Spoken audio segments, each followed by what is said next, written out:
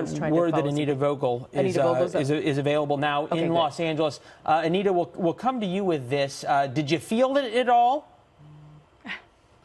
We felt it a little bit here, Leland. It shook very softly for about 10 seconds. Now, keep in mind, our Fox bureau is in West Los Angeles. We're about 2.5 hours away from that epicenter in San Bernardino County in the Searles Valley. It's kind of in the middle of nowhere, to be honest with you. It's in San Bernardino County, again, the Searles Valley. It's kind of halfway between Bakersfield and Los Angeles. Now, it is a 6.4, magnitude 6.4. That's a fairly large earthquake.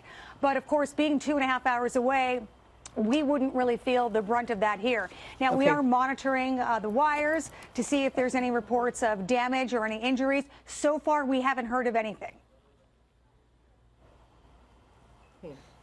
All right, we just got this in from the Los Angeles Fire Department in Eagle.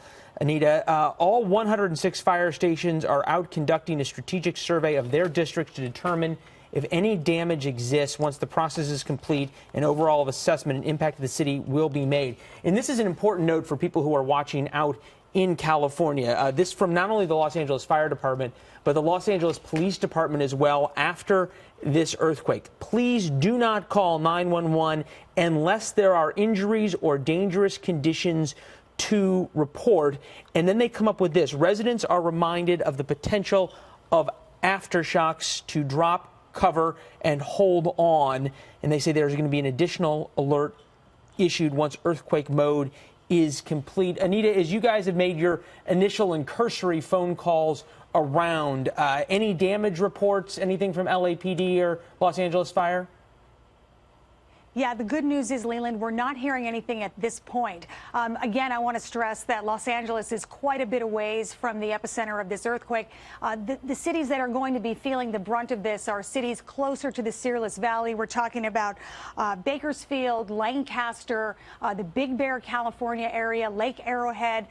Those areas probably got a pretty good shake, and there could possibly be some minor damage in those areas. Here in Los Angeles, most people probably didn't even feel it. But we're still calling around, making our calls just to make sure that we're not missing anything. And, of course, we'll get back to you as soon as we find out. Yeah, Anita, thanks so much. We'll let you get back to work making some calls and seeing if there is any damage reports north and west of Los Angeles. This earthquake was about 150 miles north and west of Los Angeles in the Mojave Desert, quite literally in the middle of the desert. The nearest town that we can see on the maps here that we're working on is Lancaster and Bakersfield, that is about an hour and a half away from the epicenter. Yeah, and San Diego is about an hour and a half drive from Los Angeles, and I've got some friends there.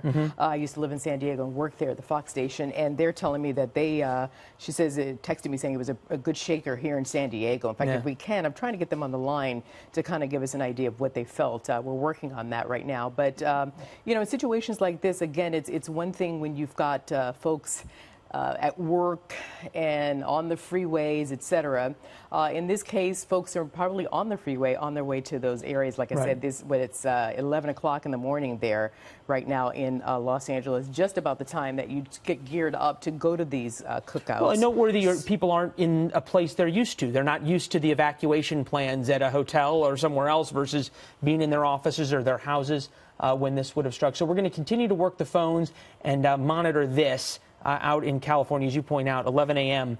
This earthquake report happened would have been about 10:35 or so local time for that 6.4 quake.